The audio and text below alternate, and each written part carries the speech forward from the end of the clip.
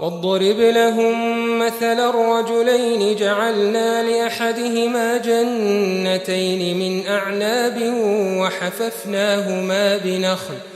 وجعلنا بينهما زرعا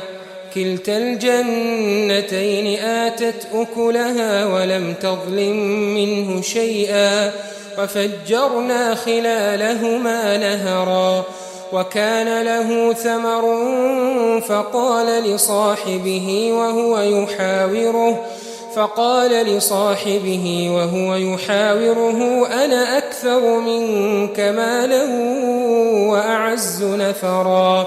ودخل جنته وهو ظالم لنفسه قال ما أظن أن تبيد هذه أبدا وما أظن الساعة قائمة ولئن رددت إلى ربي لأجدن خيرا منها منقلبا قال له صاحبه وهو يحاوره أكفرت بالذي خلقك من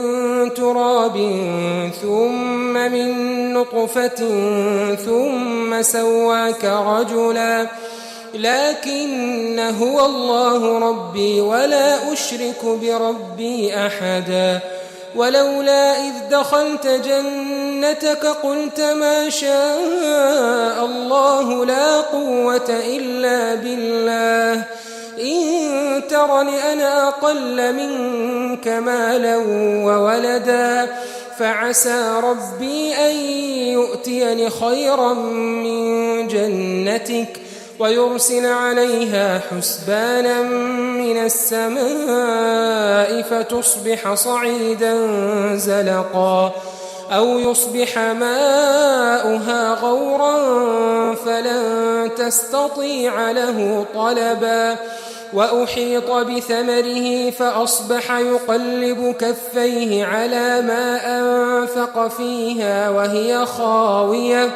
وهي خاوية على عروشها ويقول يا ليتني لم أشرك بربي أحدا ولم تكن له فئة